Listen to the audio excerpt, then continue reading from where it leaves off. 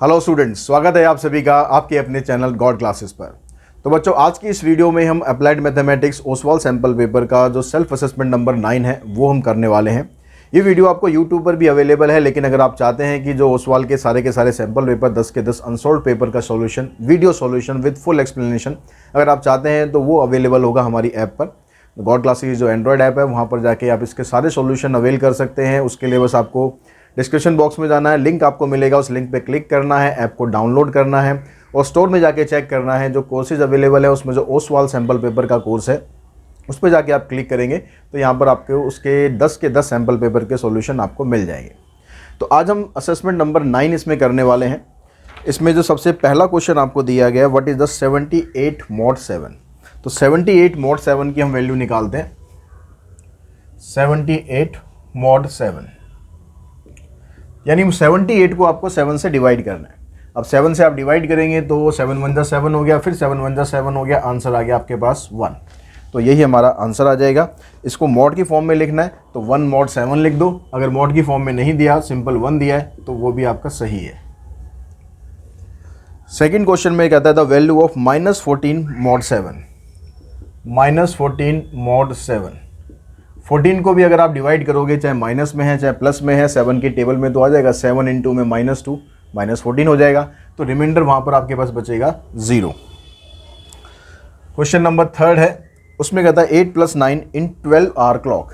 8 + 9 आपको निकालना है 12 आवर क्लॉक के हिसाब से। तो 8 + 9 हो गया आपके पास 17। 17 mod 12। 17 mod 12 का मतलब है 17 को अगर आप 12 से डिवाइड करोगे तो आपके पास रिमाइंडर बचता है 5। यही आपका आंसर आ जाएगा। तो टाइम यहाँ पर दिया है 5 o'clock, तो आपको वैसे ही लिखना है 5 o'clock। फोर्थ क्वेश्चन में भी मॉडुलस का ही क्वेश्चन है ये। 14 mod 8 plus 15 mod 8 is congruent to. अब यहाँ से आपको देखना है 14 को अगर आप डिवाइड करोगे 8 से तो 8 1 जा 8, 14 - 8 करोगे आपके पास आ जाएगा 6 mod 8। यहाँ से आ जाएगा आपके पास 7 mod 8।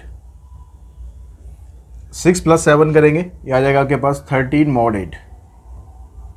13 को अगर आप डिवाइड करेंगे 8 से तो आपके पास रिमाइंडर बचेगा 5। तो आंसर आ जाएगा 5 mod 8। फिफ्थ क्वेश्चन पे चलते हैं भाई। फिफ्थ क्वेश्चन में कहता है the least positive value of x such that 57 is equals to x mod 8। 57 equals to x mod 8। तो x की आपको लीस्ट यानी मिनिमम वैल्यू बतानी है। तो 57 को आप डिवाइड करो 8 से, कितना बचेगा आपके पास रिमाइंडर? 1 बचेगा। तो यहाँ पर इसकी वैल्यू आ जाएगी 1। क्वेश्चन नंबर 6 में कहता है दो रनर हैं A और B, complete a 100 metre race in 36 second and 48 second respectively by how many metres will A defeat B। A ने डिस्टेंस कवर किया 36 सेकेंड में, B ने डिस्टेंस कवर किया 48 सेकेंड में। तो टाइम आपको दिया हुआ है, डिस्टेंस आपको बताना है कि भाई B ने कितना डिस्टेंस कवर करा होगा जब तक A ने 36 सेकेंड के अंदर A ने 100 मीटर कर लिया। तो आपको बताना है B ने एक्चुअली में 36 सेकेंड के अंदर कितना डिस्टेंस कंप्लीट करा है। उसी से पता लगेगा भाई कितने मीटर से उसको डिफीट करा है, क्योंकि A तो तब तक पहुंच चुका होगा। तो यहाँ पर हमने हमारे पास टाइम जो दे रखा है, A ने 36 सेकेंड में कंप्लीट करा और B ने 48 सेकेंड में कंप्लीट करा। ये A आ गया और ये B आ गया। जो A ने यहाँ पर डिस्टेंस कवर किया है वो डिस्टेंस है 100 और B का डिस्टेंस आपको फाइंड करना है। तो यहाँ पर देखो, जितनी आपकी स्पीड ज़्यादा होगी आपको टाइम उतना कम लगेगा डिस्टेंस कवर करने में। तो ये इन्वर्स प्रोपोर्शन होता है। तो यहाँ पर आपको x लेना है और यहाँ पर आपको 100 लेना है। ठीक है, इन्वर्स प्रोपोर्शन होगा क्योंकि स्पीड आपकी ज़्यादा है, टाइम कम लगेगा, स्पीड कम है, टाइम ज़्यादा लगेगा। तो यहाँ से आप इसको सॉल्व करेंगे।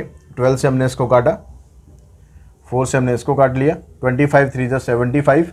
तो इसने कवर किया डिस्टेंस 75 मीटर का। अब 75 मीटर का डिस्टेंस कवर किया, दैट मीन्स A इसको डिफीट करता है कितनी मार्जिन से? A defeat B by 25 metre, क्योंकि A तो तब तक पूरा 100 मीटर का कवर कर चुका है और B ने 75 मीटर का कवर किया है। क्वेश्चन नंबर 7 पे चलते हैं। 7th क्वेश्चन में कहता है system can be filled. A cistern can be filled by two pipes A and B in 12 minutes and 15 minutes respectively. Another tap C can empty the full tank in 20 minutes. If the tap C is open 5 minute after the pipe A and B are open, find when the system becomes full. तो आपको time निकालना है कि भाई system कब full होगा। तो ये करने के लिए हम क्या करते हैं कि जो पहले 5 मिनट तक ए और बी जो दोनों काम कर रहे थे उसका काम कितना था। 1 मिनट का काम तो हो गया ए और बी का 1/12 एंड 1/15, क्योंकि ये 12 मिनट के अंदर फिल कर रहा है, ये 15 मिनट के अंदर फिल कर रहा है, दोनों का 1-1 मिनट का काम हो गया। अब दोनों को हमने 5 मिनट तक चलाया तो 5 से मल्टीप्लाई कर देंगे। उसके बाद क्या हो रहा है, उसके बाद जो तीसरा टैप है वो भी आ गया, तीसरा टैप आ गया। तो अब ये वाला टैप भी चल रहा है, ये पानी भर रहा है, ये भी पानी भर रहा है, और जो तीसरा टैप है वो पानी खाली कर रहा है 20 मिनट में। अब ये कितनी देर चला है, जो टोटल टाइम अगर हम x लेते हैं, x में से भाई पहले 5 मिनट तो ये चल पड़ा ना, बाकी रह गया आपके पास x - 5। तो इतना हिस्सा इन्होंने भर दिया था, बाकी के पार्ट में इन्होंने भर दिया, आपका मिला के टोटल एक टैंक कंप्लीट भर गया। अब इसको आप सिंप्लीफाई करो, ये आ जाएगा आपके पास 5/12, 5/15, इन सबको मल्टीप्लाई करते हैं x से।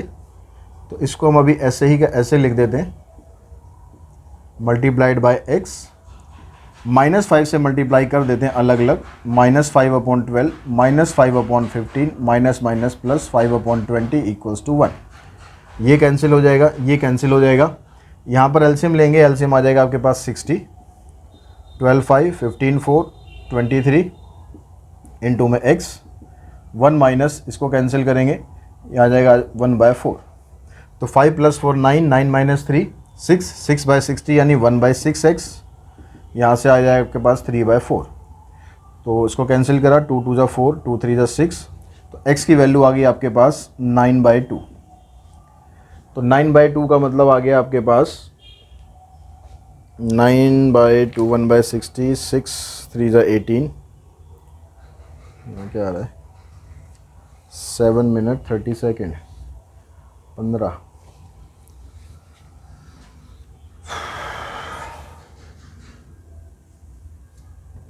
इसको सिंप्लीफाई करते हैं, 5 + 4 9, 9 - 12 9 - 3 6 आ गया, 6/60 यानी 1/10, x = 3/4। इसको कैंसिल कर देते हैं, 2 5 = 10, 2 2 = 4, तो x की वैल्यू आ गई 15/2 यानी 7 मिनट एंड 30 सेकेंड्स। इतना टाइम लगेगा और इसमें आपका टैंक पूरा का पूरा भर जाएगा। क्वेश्चन नंबर 8, उसमें कहता है person can row a boat 5 kilometre an hour in still water. तो स्टिल वाटर की जो स्पीड होती है उसको हम डिनोट करते हैं x से। It takes him thrice as long as to row upstream as to row downstream. Downstream में जितना टाइम लगता है अप स्ट्रीम में उसका 3 गुना टाइम लग रहा है। तो डाउन स्ट्रीम का जो टाइम है उसको हम लेते हैं T1 से। इसका टाइम हमने मान लिया x मतलब इसको k ले लेते हैं, और जो अप स्ट्रीम है उसमें इसका 3 गुना टाइम लग रहा है, ये आ गया 3k। तो आपको स्ट्रीम की स्पीड बतानी है, यानी y बताना है। तो फार्मूला इसमें होता है x/y = 2 में T2 प्लस में T1 divided by T2 - T1। x की वैल्यू 5 है, ये फाइंड करना है। इन दोनों का सम करेंगे 4k आ जाएगा, माइनस करेंगे 2k आ जाएगा, कैंसिल, यहाँ से 2 से कैंसिल हो जाएगा। और y की वैल्यू आप निकालोगे 10/4 मतलब 2.5 km/h। Question number 9,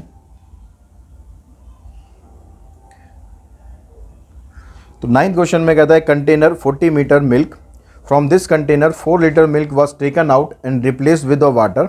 this process was repeated further 2 more time. How much milk is there in the container now. तो ये रिपीटेड डाइल्यूशन का केस है। रिपीटेड डाइल्यूशन हमारे सिलेबस में है नहीं, ठीक है, लेकिन इसका जो फार्मूला होता है, इसका फार्मूला मैं लिख देता हूँ यहाँ पर। जो डाइल्यूशन के बाद x/1 - y/x⁻n, जितनी बार भी आप इसको डाइल्यूट करेंगे वो यहाँ पर आ जाएगा। 3 बार यहाँ डाइल्यूट कर रहे हैं। स्टार्टिंग में जो ओरिजिनल क्वांटिटी आपकी कितनी है 40 है, और कितना आप निकाल रहे हो यहाँ पर y की जगह 4 आएगा। इसको सिंप्लीफाई करोगे आपका आंसर आ जाएगा, पर करने की आपको ज़रूरत है नहीं। क्वेश्चन नंबर 10, मैट्रिक्स आपको दे रखी है, आपको किस तरह की मैट्रिक्स है ये बताना है। तो मैट्रिक्स यहाँ पर लिख लेते हैं 0 - 5 8, उसके बाद है 5 0 12, -8 - 12, n0। तो ये आपके पास एक मैट्रिक्स है। किस तरह की मैट्रिक्स है? तो देखो यहाँ 0 0 0 आ रहा है। सबसे पहले जब भी 0 0 होगा तो सबसे पहले चेक करो स्क्यू सिमेट्रिक। स्क्यू सिमेट्रिक में क्या होता है? तो ये 0 होते हैं, इनके साइन अपोजिट होते हैं, अपोजिट है, इन दोनों के भी अपोजिट होते हैं, यहाँ भी अपोजिट है, इन दोनों के भी अपोजिट होते हैं, ये भी अपोजिट है। तो मतलब और कुछ सोचने की ज़रूरत नहीं है, ऑल ऑफ दीज ऐसा कुछ ऑप्शन है नहीं, तो स्क्यू सिमेट्रिक मैट्रिक्स हमारे पास आ जाएगा। 11th क्वेश्चन है आपके पास, कहता है if a matrix of order m/n and b is a matrix such that a b dash and b dash a are both defined, then order of matrix b। तो a का order तो आपको दिया हुआ है mn, b का order हम मान लेते हैं pq, इसकी वैल्यू हमें फाइंड करनी है और क्वेश्चन में यूज़ हो रहा है b डैश, मतलब इसका ट्रांसपोज का ऑर्डर हो गया q/p। अब ये कह रहा है कि a b डिफाइंड है, ए बी डिफाइंड है, तो इसका मतलब क्या हुआ? ए का ऑर्डर तो m/n है, बी का ऑर्डर p इंटू में q है। अगर ये दोनों डिफाइन है तो इसका मतलब ये वैल्यू आपस में बराबर होनी चाहिए, मतलब यहाँ से n और p तो आ गया बराबर। ये कह रहा है b dash A be defined है, तो b डैश का ऑर्डर ये आ गया, a का ऑर्डर आपके पास ये है ही, यहाँ से हमारे पास ये वाली टर्म बराबर होनी चाहिए, यानी m की वैल्यू आनी चाहिए p, m की वैल्यू p, n की वैल्यू, एक मिनट, a b डैश है और b डैश a है, और यहाँ b डैश है, यहाँ b डैश है, तो इसका मतलब ऑर्डर आ गया q/p, तो n की वैल्यू होगी q, ये ठीक है। तो n की वैल्यू q है, m की वैल्यू p है, तो b का ऑर्डर इसने पूछा है, तो ऑर्डर ऑफ b आपके पास क्या बन जाएगा? p/q की जगह बन जाएगा m/n। क्वेश्चन नंबर 12, यहाँ कहता है Cramer rule is not suitable for which type of problem. किस तरह की प्रॉब्लम में क्रैमर रूल सुटेबल नहीं होता? कहता है पहला ऑप्शन देता है small system with 4 unknown. Small system है, 4 अननोन टर्म है, लेकिन स्मॉल सिस्टम है। System with 2 unknown, system with 3 unknown, इसमें तो होता ही है। लार्ज सिस्टम जो होता है वहाँ पर क्रैमर रूल अप्लाई नहीं हो पाता, वो बड़ा कॉम्प्लिकेटेड हो जाता है लार्ज सिस्टम। 13 में आपको डिटर्मिनेंट एक दिया हुआ है x - 2 - 3, 3x 2x, और इसकी वैल्यू दी है 3, और साथ में ये भी बताया कि जो x है वो इंटीजर है, तो इस x की वैल्यू क्या है? डिटर्मिनेंट फाइंड करो, इसको इससे मल्टीप्लाई करेंगे, आ जाएगा 2x² - 4x, ये हो जाएगा माइनस माइनस प्लस 9x = 3। इस 3 को भी आप इधर शिफ्ट करोगे तो 2x² + 5x - 3, इसके फैक्टर करते हैं, 6 के फैक्टर करेंगे तो आ जाएगा एक 6 और एक आ जाएगा -1। यहाँ से आ गया 2x common, x + 3, -1 common, x + 3। तो x की वैल्यू एक तो आ गई आपके पास -3 और एक वैल्यू आ जाएगी +1/2। इस वैल्यू को हम छोड़ देंगे क्योंकि इंटीजर इसने बोला है, इंटीजर हमारे पास x = -3 आ रहा है, तो यही हमारा सॉल्यूशन आ जाएगा। क्वेश्चन नंबर 14, तो y = ae⁵ and b into में e⁵ अब यहाँ पर आपको सेकंड डेरिवेटिव करना है। अब सेकंड डेरिवेटिव करोगे तो वही पहले फर्स्ट तो करना पड़ेगा, तभी तो सेकंड पे जाओगे। तो फर्स्ट डेरिवेटिव करा हमने, e⁻x का डेरिवेटिव तो e⁻x ही रहता है, तो सेम आ गया, लेकिन यहाँ 5x है तो 5x का भी तो करना पड़ेगा ना, तो 5x का करेंगे 5 आएगा, उसको आप आगे लिख लो। सेम ऐसे यहाँ पर -5 है तो माइनस इधर आ जाएगा 5b e⁻−5x। अब जब सेकंड डेरिवेटिव करेंगे हम तो फिर से वही काम करना है, फिर एक बार 5 आ जाएगा, तो 5 5 = 25 a e⁻5x, ये प्लस हो जाएगा 25b e⁻−5x। अब यहाँ से आप देखो 25 तो निकाल सकते हो कॉमन, बचा क्या आपके पास?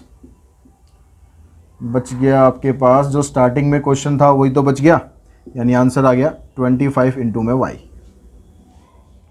क्वेश्चन नंबर 15 कहते हैं y = ax⁵n+1, y = ax⁵n+1 plus में bx⁻−n। Find the value of x² into में d2y dx², यानी सेकंड डेरिवेटिव यहाँ भी पूछा है, साथ में x² भी मल्टीप्लाई करना है, वो बात का काम है। पहले सेकंड डेरिवेटिव निकाल लेते हैं। तो सेकंड डेरिवेटिव करने के लिए पहले हमने करा dy/dx, अब यहाँ भी वैसे वही तरीका रहेगा, x की पावर जो n+1 है वो आगे आ जाएगी, a कांस्टेंट है तो वो साथ में रहेगा, x की पावर एक कम होगी तो n रह जाएगी। यहाँ पर हम करेंगे तो -n आगे आ जाएगा, -n b x की पावर एक कम हो जाएगी तो -n-1। सेकेंड डेरिवेटिव निकाल लो, फिर यहाँ पर ये पावर एक कम आगे आ जाएगी, n+1 x की पावर n-1। यहाँ पर ये -n-1 पूरा बाहर आए, यहाँ पर आएगा तो माइनस प्लस n इंटू में n+1 और b x की पावर एक और कम हो जाएगी -n-2। अब ये कह रहा है जो सेकंड डेरिवेटिव है उसको x² से मल्टीप्लाई करना है, तो मल्टीप्लाई कर लो इसको x² से, क्या आपके पास आता है। अब x² से मल्टीप्लाई करने का मतलब है कि जो पावर है इसकी यहाँ पर हो जाएगी n+1, क्योंकि जब x² से मल्टीप्लाई करते हैं बेस अगर सेम होता है तो पावर क्या होती है, ऐड हो जाती है। लॉज ऑफ एक्सपोनेंट याद है ना, तो वो आप यहाँ पर यूज़ करेंगे। यहाँ पर जब आप करेंगे इसको तो आ जाएगा n इंटू में n+1 b x की पावर आ जाएगी n। अब यहाँ पर कॉमन कुछ निकाल सकते हैं हम, n+1 कॉमन निकल रहा है तो इसको कॉमन निकाल दो। कॉमन निकाला भी है, नहीं निकाला हुआ, आंसर देखो, हाँ निकाला हुआ है। n+1 कॉमन आ गया, a x की पावर n+1 यहाँ से बच गया, यहाँ से बच गया b x की पावर n। अब ये वाली वैल्यू क्या है आपकी, स्टार्टिंग वाली वैल्यू है, तो n+1 इंटू में y, ये हमारा आंसर आ जाएगा। क्वेश्चन नंबर 16 में कहता है let f(x) be a polynomial then the second order derivative of f(e)x। आपके पास जो ये फंक्शन है दिया हुआ है f(e)x, इसका आपको सेकंड डेरिवेटिव निकालना है। तो जब आप इसका फर्स्ट डेरिवेटिव निकाल देंगे तो पहले आपको f का डेरिवेटिव करना है, f का डेरिवेटिव आ गया f', ये सेम रहेगा। अब उसके बाद e की पावर x का डेरिवेटिव करना है तो वो e की पावर x आ गया, चेन रूल लगाया हमने यहाँ पर। अब सेकंड डेरिवेटिव करेंगे तो अब यहाँ दो फंक्शन हो गए, एक ये हो गया, एक ये हो गया, तो प्रोडक्ट रूल लगेगा। प्रोडक्ट रूल लगाएंगे तो पहले इसका डेरिवेटिव होगा f', e की पावर x, ये सेम रहेगा, प्लस अब ये सेम रहेगा, डेरिवेटिव करेंगे e की पावर x का, वो सेम ही रहता है, तो e की पावर x यहाँ से निकल जाएगा कॉमन। कॉमन निकाला है तो निकालो, नहीं तो ऐसे ही छोड़ दो, ऐसे ही छोड़ा हुआ है। सेकंड डेरिवेटिव आ गया आपके पास f', ex, फिर e की पावर 2x प्लस में f' ex इंटू में ex, e की पावर 2x कहाँ से आया हमारे पास, हाँ यहाँ पर गड़बड़ होगी थोड़ी सी। जब चेन रूल हमने यहाँ पर जब हमने डेरिवेटिव करा तो चेन रूल भी तो लगाना था ना, चेन रूल भूल गए हम। तो हमने जब इसका डेरिवेटिव करा तो सेकंड डेरिवेटिव हो गया, फिर e की पावर x का भी डेरिवेटिव करना है तो e की पावर x इंटू में e की पावर x। अब यहाँ पर e की पावर x को आप सॉल्व करोगे तो ये आ जाएगा आपके पास e की पावर 2x प्लस में f' e की पावर x इंटू में e की पावर x। तो ये हमारा ऑप्शन बन जाएगा A। Question number 17, y² equals to ax² plus में bx प्लस में c, देन y³ इंटू में सेकेंड डेरिवेटिव। अब सेकेंड डेरिवेटिव निकाल के y³ से मल्टीप्लाई करना है, तो पहले हमने डेरिवेटिव निकाला तो ये आ गया आपके पास 2y dy/dx, इसका डेरिवेटिव करेंगे आ गया 2x, इसका डेरिवेटिव करेंगे आ जाएगा b। फिर दोबारा डेरिवेटिव करते हैं, अब यहाँ पर लग जाएगा प्रोडक्ट रूल, तो 2y का डेरिवेटिव, 2 तो कांस्टेंट हो गया, y का डेरिवेटिव हो गया dy/dx इंटू में dy/dx as it is plus y as it is, और इसका हो गया आपके पास सेकंड डेरिवेटिव। यहाँ पर 2ax का डेरिवेटिव करेंगे तो आ जाएगा 2a। अब ये कहता है जो सेकंड डेरिवेटिव है उसको मल्टीप्लाई करना है आपको y³ से। तो ये करने के लिए हम पहले तो ये करते हैं, जो सेकंड डेरिवेटिव है इसको अलग करते हैं, इस 2 से तो ये 2 कैंसिल कर दो, बाकी जो टर्म्स हैं सबको उधर शिफ्ट करते हैं। y इंटू में d2y dx² इक्वल्स टू में a माइनस dy/dx का हो जाएगा होल स्क्वायर। इसको मल्टीप्लाई करके उस साइड ले गए। अब हमें यहाँ पर चाहिए y³ चाहिए तो y² से मल्टीप्लाई कर दो, y² से करेंगे तो यहाँ पर हो जाएगा y³ d2y dx², यहाँ पर हो जाएगा ay², यहाँ पर हो जाएगा y² इंटू में dy/dx का होल स्क्वायर। अब देखो ऑप्शन में ये है कुछ, ऑप्शन में ये दूसरे तरीके से दिया हुआ है। पहला ऑप्शन में कहता है कांस्टेंट तो नहीं है, यहाँ पर y आ रहा है। फंक्शन ऑफ एक्स ओनली नहीं, function of x and y नहीं, फंक्शन ऑफ वाई ओनली, क्योंकि यहाँ एक्स तो है ही नहीं, ये d y by d x x नहीं है, d y by d x derivative है, एक्स नहीं है, एक्स अगर होता तो function of x and y आ जाता। क्वेश्चन नंबर 18 पे चलते हैं। 18 में कहता find the interval in which f x equals to 2x square minus 3x is increasing. Interval बताना जहाँ पर ये इंक्रीजिंग है, तो पहले आपने डेरिवेटिव करा, ये आ गया 4x माइनस 3, इसको पुट करेंगे 0 पुट करने पर आपके पास x की वैल्यू बनेगी 3/4। तो इंटरवल बन गया हमारे पास माइनस इन्फिनिटी से 3/4 इन्फिनिटी। अब यहाँ पर वेवी कर्व मेथड लगाओगे तो x का जो कोफिशिएंट है पॉजिटिव है, तो पॉजिटिव से स्टार्ट करेंगे, पॉजिटिव नेगेटिव, तो इस इंटरवल पर फंक्शन हमारा इंक्रीजिंग आ गया 3/4 टू इन्फिनिटी। क्वेश्चन नंबर 19, यहाँ कहता है for a Poisson distribution find P3 given lambda equals to 1/2 and e raise to power -1/2 equals to 0.607। तो वैल्यू आपको फाइंड करनी है P3 की। P3 का मतलब हो गया e की पावर माइनस लैम्डा इंटू में लैम्डा की पावर, लैम्डा ये आ गया, इसकी पावर 3 डिवाइडेड बाय 3 फैक्टोरियल। तो e की पावर -1/2 की वैल्यू आपके पास ये है 0.607, ये आ जाएगा 1/8 और 3 का फैक्टोरियल आ जाएगा 6। इसको हम सिंप्लीफाई करेंगे, 8 6 जा 48, और इसको अगर आप डिवाइड करते हो तो डिवाइड करके आपके पास आंसर बनता है 0.0126। अब ये 0.0126 तो नहीं है, लेकिन यहाँ पर 0.013 है, तो उसको राउंड ऑफ करके आप 0.013 भी लिख सकते हो। तो ये आपका आंसर आ जाएगा।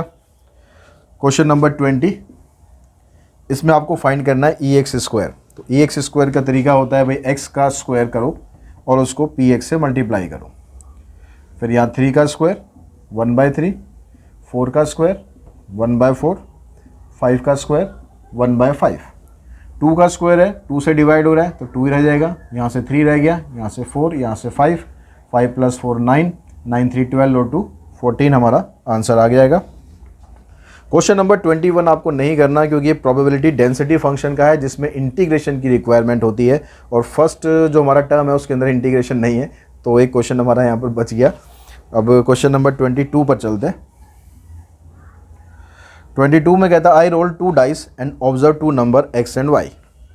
डाई को रोल किया, अब रोल करने पर 2 नंबर ऑब्जर्व करने हैं, x की वैल्यू 2, y की वैल्यू 6। अब x की वैल्यू 2, y की वैल्यू, जैसे मैंने डाइस को फेंका, अब x पे 2 आ रही है, यानी पहली x का मतलब हो गया पहली डाइस पर 2, दूसरी डाइस पर y और 6। तो ऐसा कितनी बार हो सकता है? एक ही बार तो हो सकता है, क्योंकि जब पहली डाइस पर फेंकूंगा 2 एक ही बार तो आएगा, 6 भी एक ही बार आ सकता है, और टोटल जब 2 डाइस को हम फेंकते हैं तो सैम्पल पॉइंट हमारे पास बनते हैं 36, तो इसकी प्रोबेबिलिटी बन गई 1/36।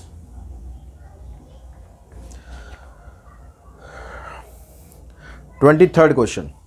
अब इस 23rd क्वेश्चन के अंदर आपको दिया हुआ for the given table if the sum of weight is 100, table आपको दे रखी है, उसको आप इसमें PDF में देख सकते हो। And then the price relative for commodity A, commodity A का प्राइस रिलेटिव निकालना है, पूरे का नहीं निकालना है।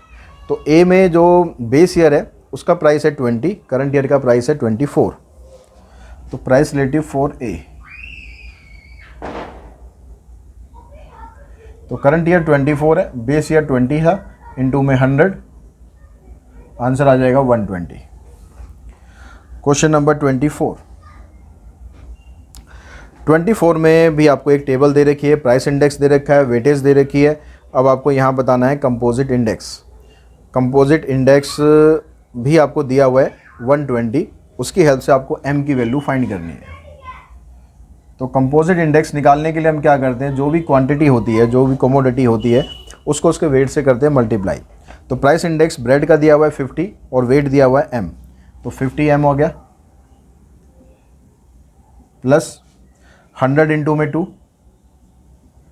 प्लस 200 इंटू में 6, प्लस 150 इंटू में 5, डिवाइडेड बाय जो वेट है total m plus 2 plus 6 plus 5। अभी जो कंपोजिट इंडेक्स है ये आपको दे रखा है 120, तो इसकी जगह 120 पुट करो और इसको सिंप्लीफाई करो, ये आ गया 50m 200, 1200, 750 divided by m plus में 13, क्रॉस मल्टीप्लाई करते हैं, यहाँ से आ जाएगा ये 120m प्लस में 12 3 36 और 12 और 3 15, इन सबको प्लस कर लेते हैं। प्लस करके आपके पास बन गया यहाँ पर 50, 7 2 9 2 11 और 2, तो यह आ जाएगा आपके पास 2150। अब यहाँ से आपको m की वैल्यू फाइंड करनी है, तो m वाली टर्म्स को एक तरफ इकट्ठा करते हैं, 50 को इधर ला के माइनस करेंगे 70m हो जाएगा, 156 को उधर ले जाके माइनस करेंगे 2150 में से, तो ये आपके पास बनता है कितना, 156 क्यों बन रहा है वहाँ, 1560 जीरो रहेगी थी, इसको माइनस करना है। ठीक है, ये छोटी छोटी गलतियाँ होती हैं, ध्यान रखना, कई बार हो जाती हैं गड़बड़। तो इसमें से इसको माइनस करेंगे तो आ जाएगा 0, 15 माइनस 6 9 और 10 माइनस 5 5, 0 कैंसिल, तो m की वैल्यू आ जाएगी आपके पास 59/7। अब यहाँ पर 7 8 जा 56 होता है, तो आपके पास 8 से बड़ी तो कोई वैल्यू नहीं है, तो आगे डेसिमल वेसिमल में निकालने की ज़रूरत ही नहीं है, कि राउंड ऑफ भी करने की ज़रूरत नहीं है, आंसर उसका 8 आप लिख सकते हो। अगर 9 भी दिया होता तो राउंड ऑफ करके देखते भाई 8.5 से ज़्यादा तो नहीं आ रहा है, ऐसा नहीं दिया तो क्यों अपना काम हमें बढ़ाना है। क्वेश्चन नंबर 25 पे चलते हैं। पता in a year a copy of magazine was sold at ₹50, किसी एक साल में एक मैगजीन की जो कॉपी है वो 50 रुपये में बिकती है। However in a year 2018 a consumer has to pay ₹75 for the same copy of magazine. The price of the magazine for the year 2018 in the year 2017 is taken as the base year. जो 2017 है उसको हमने लेना है base year, और उसके हिसाब से आपको इसका प्राइस इंडेक्स नंबर निकालना है। तो प्राइस इसका जो निकालेंगे मैगजीन का, अब जो करंट प्राइस है वो कितना है 75, जो बेस ईयर में प्राइस था वो कितना था 50, इनटू में कर दो आप 100, तो ये आ जाएगा आपके पास 150। Question number 26। In 2016, the net monthly income of employee was ₹4,500 per month. The consumer price index was 150 in 2000. यहाँ पर 16 आएगा, PDF में कुछ थोड़ा सा गड़बड़ है, उसको ठीक कर लेना। It rises 200 in 2020. तो अब क्या हो रहा है, जो कंज्यूमर प्राइस इंडेक्स है पहले जो 150 था अब वो बन गया 200। If he has to be rightly compensated, अगर उसको हमें सही तरीके से कंपनसेट करना है, the additional domestic allowance to be paid to the employee, तो उस एम्प्लॉय को कितना डोमेस्टिक अलाउंस मिलना चाहिए, कितना डीए मिलना चाहिए। तो यहाँ पर आप देखोगे जो इन्फ्लेशन रेट है वो कितना बड़ा, इन्फ्लेशन रेट कितना बड़ा, पहले था 150, अब जो वो हो गया 200। तो इन्फ्लेशन रेट हम निकालते हैं कितना होगा,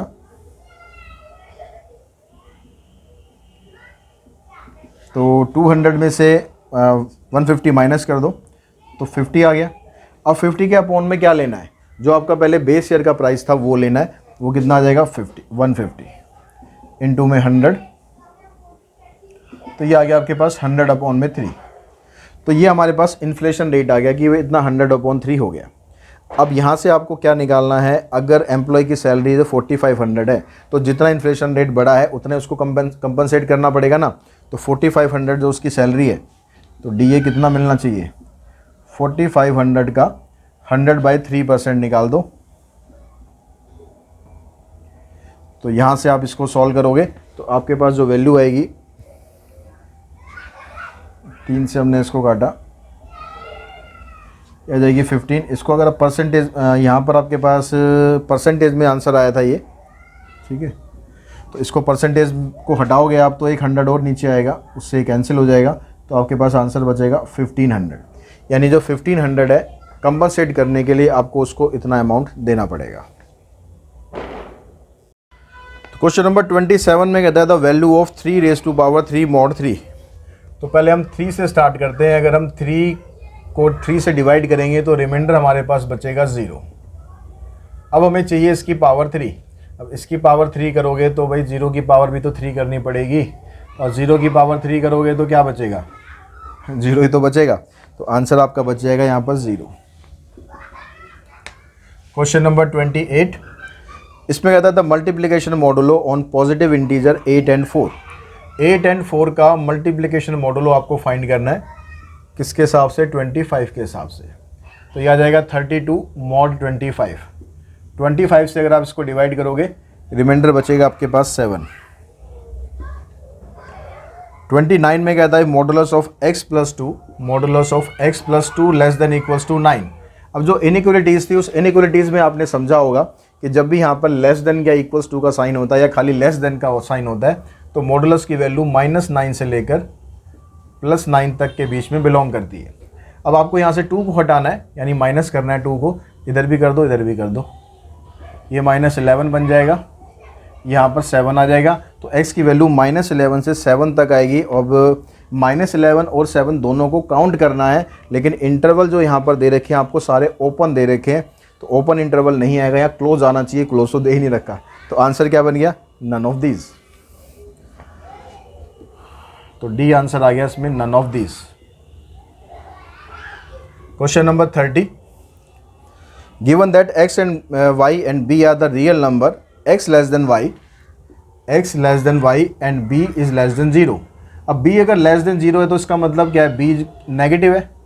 नेगेटिव नंबर से अगर आप डिवाइड करोगे, यहाँ सब में डिवाइड कर रखा है, तो नेगेटिव नंबर से अगर आप डिवाइड करोगे इसको, तो जो इनइक्वलिटी है उसका साइन हो जाएगा change. 31, if each of the 3 matrices of the same order are symmetric then their sum is a symmetric matrix. ये कह रहा है कि 3 मैट्रिक्स है सेम ऑर्डर की, सब सिमेट्रिक हैं, तो उनका जो सम आएगा वो सिमेट्रिक मैट्रिक्स दे रखा है। अब क्वेश्चन यहाँ उस वाले यहाँ गलती कर दी है भाई, क्वेश्चन के अंदर ही आंसर भी पकड़ा दिया है। कह रहा है then their sum is a symmetric matrix, और यही हमारा आंसर है, सिमेट्रिक मैट्रिक्स। तो कभी कभी ऐसी ऐसी गलती भी अच्छी हो जाती है। तो आंसर आ गया सिमेट्रिक, यहाँ पर आना चाहिए था dash. Question number 32, x equals to -9 is a root of this. x equals to -9 इस डिटर्मिनेंट का रूट दिया हुआ है। अब इसके बाकी के 2 रूट आपको बताने हैं। तो डिटर्मिनेंट यहाँ पर है आपके पास x 3 7 2x2 7 6x। तो यहाँ से आप डिटरमिनेंट सॉल्व करके इसकी x की वैल्यू फाइंड करेंगे। पहले डिटरमिनेंट सॉल्व करेंगे तो आ जाएगा आपके पास x, इसको छोड़ा x स्क्वायर -12 -3, इसको छोड़ेंगे तो आ जाएगा 2x -14 +7, इनको छोड़ते हैं आ जाएगा 12 -7x। इधर लिख लेते हैं 12 -7x। अब इसको सिंप्लीफाई करो। सिंप्लीफाई करने के बाद इसमें से देखो भाई कौन सा आपके पास सॉल्यूशन हो सकता है। अब यहाँ पर अगर हम इस तरह से करने जाएंगे तो हमें बहुत टाइम लगेगा इसके फैक्टर, क्योंकि यहाँ पर क्यूबिक टर्म बनेगी तो काफ़ी टाइम लगेगा। तो बेटर ऑप्शन क्या है, हम यहाँ पर जो ऑप्शन दिए हैं उनको यूज़ करके देखिए भाई कौन सी ऐसी वैल्यूज़ हैं जिससे ये आंसर 0 हो रहा है, और उसको यहाँ पर ही करेंगे तो ज़्यादा बेटर रहेगा। देखिए पहली वैल्यू में दे रखा है आपको, पहले ऑप्शन में दे रखा है 2 and 7। अब 2 and 7 अगर हम यहाँ पर पुट करें, एक बार 2 एक बार 7, तो 2 पुट करके देखिए क्या 0 आ रहा है। ठीक है, अभी अगर हम पुट करके देखें वैसे ही डायरेक्टली, तो यहाँ देखो 4 -12 -8 आएगा। यहाँ करेंगे 4 -14 -10 आ रहा है। यहाँ करेंगे 12 -14 -2 आ रहा है। तो 2 से डायरेक्टली 0 तो नहीं आ रहा। 7 से क्या आ रहा है, यहाँ पर नहीं आएगा। 7 2 14 -14, ये 0 हो जाएगा। और यहाँ पर करके देखेंगे तो डायरेक्टली तो यहाँ भी 0 नहीं आ रहा। तो फिर थोड़ा सा इसको सिंप्लीफाई कर लेते हैं हम एक बार, क्योंकि हमने वैल्यू पहले डाली 2, तो 2 को यहाँ डाला हमने। 2 का स्क्वायर करेंगे 4 -12 आ गया -8। यहाँ पर करेंगे 2 2 4 4 -14 आ गया -10। 12 -14 आ गया -2। अब देखो यहाँ से क्या आ रहा है, -16 +30 -14 भाई 0 आ रहा है। तो यानी x इक्वल्स टू 2 तो इसका सॉल्यूशन होगा। अब x इक्वल्स टू 2 और तो कहीं दिया ही नहीं है, तो आंसर हमारे पकड़ में आ गया, यही है। अगर कहीं 2 और दिया होता तो फिर दूसरी वैल्यू भी चेक कर लो ऐसे ही, वो हमें आसान पड़ेगा बजाय हम पूरे को सॉल्व करने के। तो क्वेश्चन नंबर 33, इसमें ऑप्शन आपका आ गया कौन सा, ए ऑप्शन आ गया 2 and 7। 33 में कहता है फंक्शन आपको दे रखा है fx। MCQ में ऐसे होता है कि पूरा क्वेश्चन सॉल्व करे बिना भी हम अपना आंसर पे पहुंच सकते हैं, बस दिमाग का सही तरीके से इस्तेमाल करना है। अब फंक्शन ये कह रहा है कि 3x + 10 है, ये क्या होगा। अब इसका डेरिवेटिव करते हैं। डेरिवेटिव आ गया इसका 3। अब यहाँ रियल नंबर में कोई सा भी नंबर आप डाल दो, ये 3 तो चेंज होगा नहीं, तो कांस्टेंट आ चुका है, तो इसकी वैल्यू तो हमेशा >0 रहेगी। अब >0 रहेगी तो फंक्शन आपका इंक्रीजिंग दे रखा है, तो इंक्रीजिंग आपका आंसर आ जाएगा। क्वेश्चन नंबर 34, यहाँ पर आपको x दिया हुआ है 280, y दिया हुआ है 80 स्क्वायर, सेकेंड डेरिवेटिव निकालना है at t equals to half, second derivative at t equals to half. तो पहले सेकेंड डेरिवेटिव निकालते हैं, पहले तो उसके लिए पहले फर्स्ट डेरिवेटिव निकालना पड़ेगा। यहाँ पर निकालेंगे हम dx बाई dt, क्योंकि यहाँ पर ये पैरामीट्रिक फंक्शन है, x भी t से कनेक्ट है, y भी t से कनेक्ट है, तो दोनों का derivative with respect to t करेंगे, ये 2a आ जाएगा। dy बाई dt निकालते हैं, ये 280 आ गया। अब यहाँ से जब dy बाई dx आप निकालोगे तो पहले इस वैल्यू को ऊपर रखना, इसको नीचे रखेंगे, तो यहाँ से 2a से 2a कैंसिल हो जाएगा, आपके पास आ गया t। अब यहाँ से निकालो आप सेकंड डेरिवेटिव, सेकंड डेरिवेटिव करेंगे। अब सेकंड डेरिवेटिव जो हम कर रहे हैं विद रिस्पेक्ट टू x कर रहे हैं, चीज़ ध्यान रखना, यहाँ पर डेरिवेटिव किया था dy बाई dt, तो t के रिस्पेक्ट में किया था, इसलिए t का डेरिवेटिव 1 हो गया था। लेकिन अब हम किसके रिस्पेक्ट में कर रहे हैं, x के, तो t का डेरिवेटिव 1 नहीं होगा, t का डेरिवेटिव होगा dt बाई dx। अब dt बाई dx की वैल्यू आपकी यहाँ से आ जाएगी 1/2a, 1/2a। अब t की वैल्यू हाफ दे रखी है आपको, लेकिन t तो यहाँ है ही नहीं, जब t नहीं है तो पुट क्या करेंगे, तो आंसर आपका ये आ जाएगा 1/2a। Question number 35, 35th question में कहता है let x be a discrete random variable with the following function P X equals to X 0.1, 0.2, 0.2, इस तरह से आपको अलग अलग वैल्यूज़ दे रखी हैं। तो यहाँ से आप पहले प्रोबेबिलिटी डिस्ट्रीब्यूशन बना लो। अब प्रोबेबिलिटी डिस्ट्रीब्यूशन जब आप इसका बनाओगे तो यहाँ प्रोबेबिलिटी आपको फाइंड करनी है x less than equals to 0.5 के लिए, probability of x less than equals to 0.5। तो x की वैल्यू आपको 0.5 है और उससे छोटी जो वैल्यू है दो और दे रखी है 0.4, 0.2, यानी यहाँ पर आपको प्रोबेबिलिटी लेनी है x इक्वल्स टू 0.5, 0.4 एंड 0.2, क्योंकि उससे पहले की x की सिर्फ यही वैल्यू है और प्रोबेबिलिटी भी इनकी दे रखी है, कुछ निकालना नहीं है आपको। 0.2, 0.2, 0.1, आंसर आ गया 0.9 और सॉरी 0.5, 2 2 4 प्लस 1 5, ज़्यादा भावनाओं में आ गया मैं। Question number 36, given that mean of a normal variate x is 12, mean आपको दे रखा है 12, standard deviation 3, then the z score of data point 24, data point मतलब x दे रखा है 24, तो z की वैल्यू निकालनी है, फार्मूला हो जाएगा x minus mean divided by standard deviation, 24 minus 12/3, तो 12/3 का मतलब आ गया आंसर 4। 37 में आपको सिग्मा P0 Q0 दिया है 120, सिग्मा P0 Q1 दिया है 160, सिग्मा P1 Q1 दिया है 140 एंड सिग्मा P1 Q0 दिया है आपके पास 200। कहता है then the Marshall Edgeworth price index number, तो मार्शल एजवर्थ प्राइस इंडेक्स निकालेंगे हम, तो उसका फार्मूला होता है समेशन ऑफ, ऊपर आएगा आपके पास P1 Q0 प्लस में P1 Q1 डिवाइडेड बाय, नीचे आएगा सिग्मा P0 Q0 और सिग्मा P0 Q1 इंटू में 100। तो P1 Q0 की वैल्यू आपके पास है 200, P1 Q1 है 140, P0 Q0 है 120 और ये दे रखा है आपको 160 इंटू में 100। सॉल्व करेंगे आप तो आ जाएगा 340 और नीचे आ जाएगा 180 नहीं 280 इंटू में 100। इसको आप सॉल्व कर लो, चेक कर लेते हैं एक बार ठीक है कि नहीं है। 340 और 280, अब इसको सॉल्व करके आ गया आपके पास 850/7, इसको सॉल्व करके आ गया 850/7 और आंसर बन गया आपका 121 पॉइंट समथिंग दे रखा है क्वेश्चन में, 121.43। तो यहाँ पर हमारे पास 121.43 दे रखा है, तो यही आपका आंसर आ गया। Question number 38, the line y equals to x plus 1 is a tangent to the curve y square equals to 4x at the point. आपको जो लाइन की इक्वेशन है वो दे रखी है y इक्वल्स टू में x प्लस 1, कुछ पॉइंट आपको दे रखे हैं, ये टेंजेंट की लाइन है, कुछ पॉइंट आपको दे रखे हैं, ये पॉइंट इसको सेटिस्फाई करते हैं या नहीं करते हैं वो चेक करना है आपको। तो पहला पॉइंट है आपके पास -1 और 2।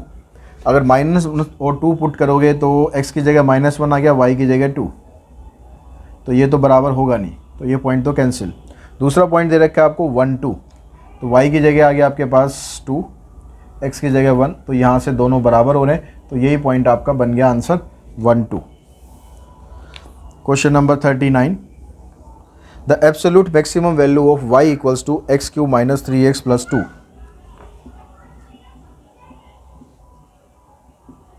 In the interval 0 to 2। ऐसे दिया हुआ है तो इसको आप ऐसे भी लिख सकते हो। इस पर आपको एब्सोल्यूट मैक्सिमम वैल्यू फाइंड करनी है। वो फाइंड करने के लिए पहले हम निकालेंगे इसका डेरिवेटिव। डेरिवेटिव निकालने के बाद फिर हमें सारी वैल्यू निकालनी पड़ेगी एक एक करके। 3x² माइनस में 3, ये डेरिवेटिव आ गया। अब इस डेरिवेटिव को पुट करके 0, x की वैल्यू और निकाल लो, तो ये इधर चला जाएगा, x और 3 कॉमन निकल जाएगा, x की वैल्यू आ जाएगी +-1। तो माइनस वाली वैल्यू जो है वो तो छोड़ दो आप, क्योंकि इंटरवल 0 से लेकर 2 है, तो बस वही रखना है आपको। अब ये 3 वैल्यू आपके पास हो गई, एक 1 हो गई, एक 0 हो गई, एक 2 हो गई। इन तीनों वैल्यू को यहाँ पर पुट करो, y एट x = 0, तो यहाँ पर आ जाएगा 0 - 0 + 2, 2 आ गया। और y एट x = 1, 1 - 3 + 2, ये आ गया आपके पास 0। और जो तीसरी वैल्यू है वो निकाल लेते हैं हम y x = 2 पर। तो यहाँ से 2 का क्यूब करेंगे 8 - 2 3 6 प्लस में 2 10 - 6 4। तो एब्सोल्यूट कौन सी वैल्यू पूछी है, मैक्सिमम या मिनिमम? मैक्सिमम वैल्यू पूछी है, तो ये आपकी मैक्सिमम वैल्यू आ गई। एब्सोल्यूट मैक्सिमम वैल्यू आ गई आपके पास 4। तो क्वेश्चन नंबर 40 के अंदर कहता है the wholesale price index of cotton in 2020 compare to 2016 is 100।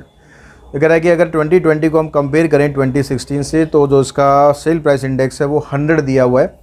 If the cost of rice was 20 per kg in 2016 then the cost of rice in 2020।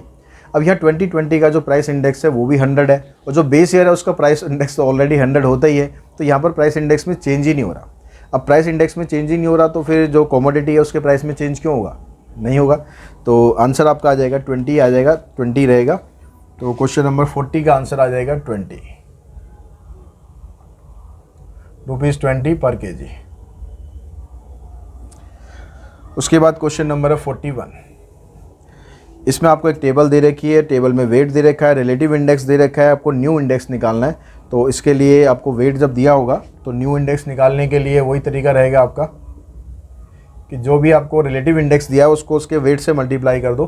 171 into में 3, 106 into में 11, 100 into में 2, प्लस में 142 into में 6, divided by sum of their weight 3 plus में 11 plus में 2 plus में 6।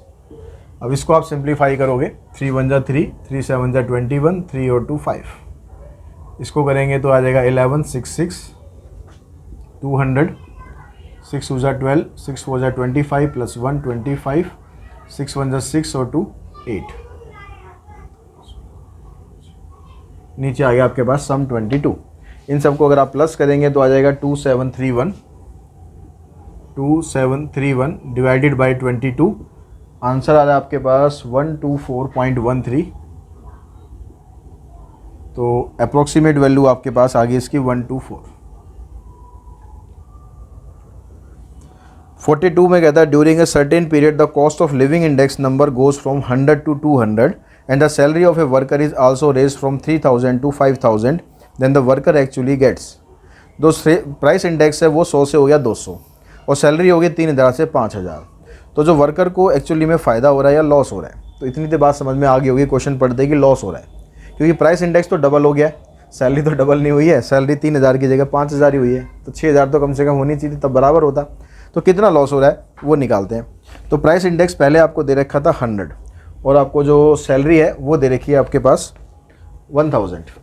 तो cost of living index अगर हम निकालें, कॉस्ट ऑफ लिविंग इंडेक्स ये हम पहले का निकालते हैं, ठीक है। अब यहाँ पर कोई ईयर वीयर तो नहीं दे रखा, इन बेस पीरियड निकाल लेते हैं। तो सैलरी है यहाँ पर 3000 और प्राइस इंडेक्स है 100, तो ये आ गया आपके पास 3000। अब ये चेंज हो गया, करंट ईयर का निकालते हैं हम। अब जो सैलरी है वो तो होगी 5000 और आपका जो बेस प्राइस इंडेक्स है वो हो गया 200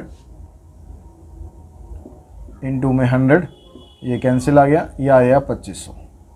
तो नुकसान कितना हो रहा है? 500 का लॉस हो रहा है।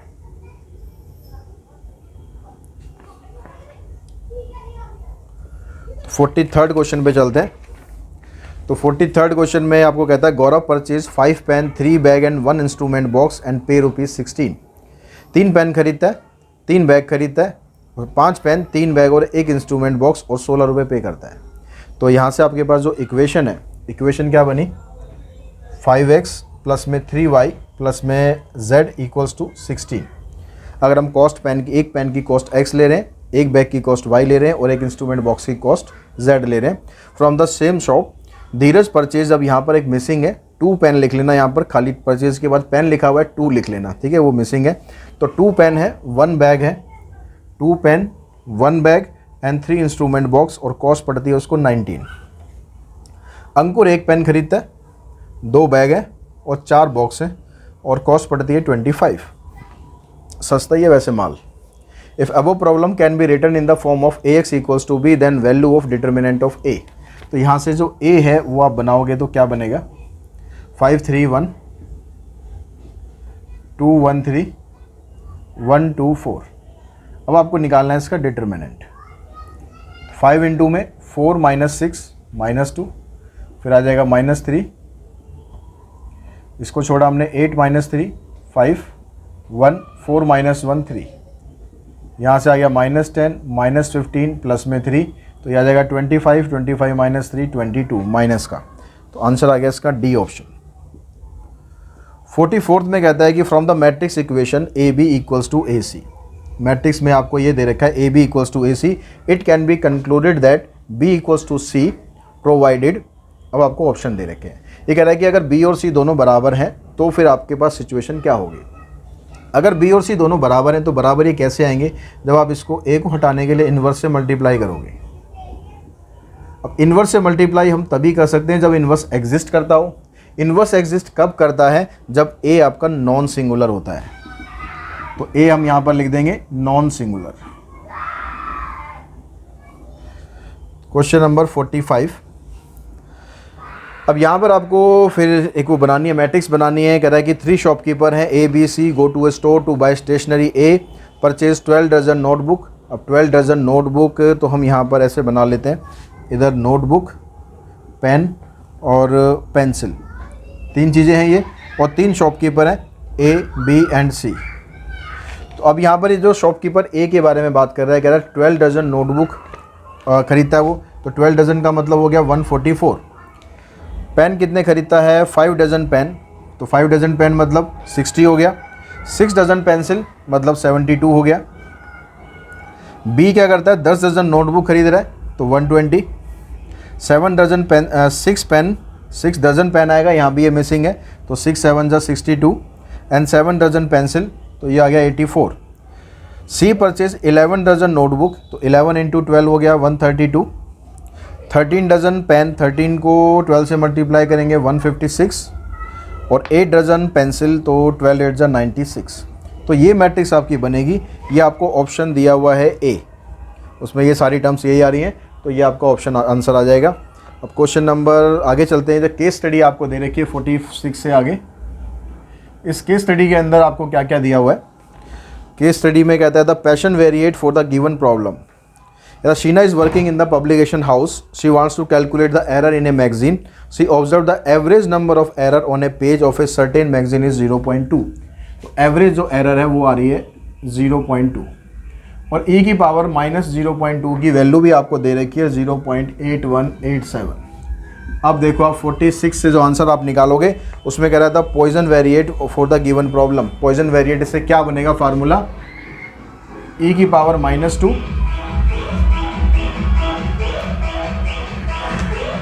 भैया शादी हो रही है।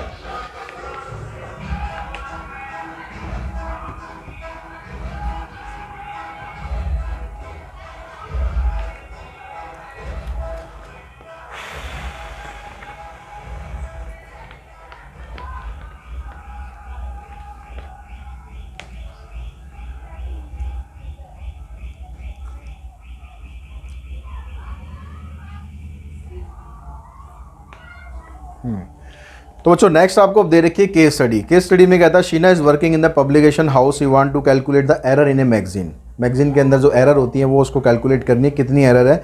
जैसे इस उस वाले सैम्पल पेपर के अंदर भी काफ़ी एरर निकल गई है।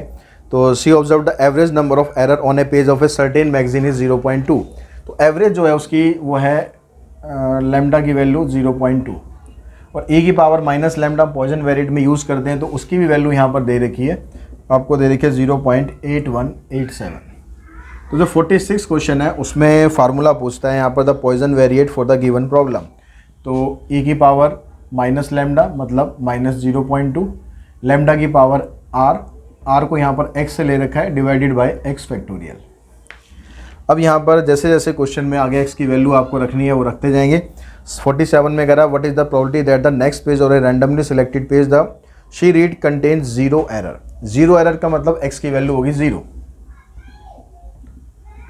तो e की पावर माइनस 0.2 है, इसकी वैल्यू भी हम रख लेते हैं 0.8187। ठीक है, इसको हम ऐसे आगे यूज़ करने के लिए लिख लेते हैं। तो यहाँ पर आ जाएगा 0.8187, 0.2 की पावर 0 डिवाइडेड बाय 0 फैक्टोरियल। ये भी 1 हो जाएगा, ये भी 1 हो जाएगा, आंसर आपका यही आ जाएगा। 48 में कहता है शी रीड कंटेन 2 और मोर एरर, 2 या उससे ज़्यादा एरर। अब 2 या उससे ज़्यादा एरर जब आप निकालोगे 48 क्वेश्चन के अंदर, तो अब कितनी आपके पास पेजेस हैं वो तो दे नहीं रखा, n तो दे नहीं रखा। तो हम यहाँ पर क्या करते हैं, 2 और मोर का मतलब हो गया हम निकाल लेते हैं 1 में से P0 और P1 को माइनस कर देते हैं। तो इसके अंदर e की पावर माइनस लैम्डा तो देखो आना ही है दोनों में, उसको बाहर निकालो। यहाँ लैम्डा की पावर 0 अपॉन में 0 फैक्टोरियल और 1 की 0 लैम्डा की पावर 1 अपॉन में 1 फैक्टोरियल। इसकी वैल्यू आपके पास ये दे रखी है 0.8187, ये आपके पास 1 हो जाएगा। यहाँ पर लैम्डा बचेगा, लैम्डा मतलब 0.2।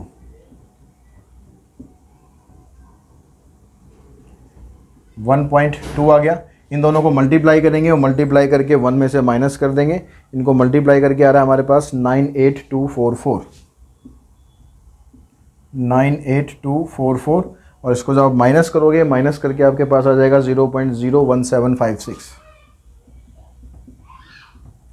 तो ऑप्शन में ऐसा कुछ हमें दिया हुआ है, ऑप्शन नंबर सी पर। तो क्वेश्चन नंबर 49 कहता है what is the average error पर पेज। एवरेज एरर तो उसने स्टार्टिंग में दे रखा है आपको 0.2। Find the standard deviation. Standard deviation होता है स्क्वायर रूट ऑफ वेरिएंस, और जो वेरिएंस होता है पॉइजन वेरिएट में ये मीन के बराबर होता है, एवरेज के बराबर होता है। तो ये आपको दे रखा है 0.2।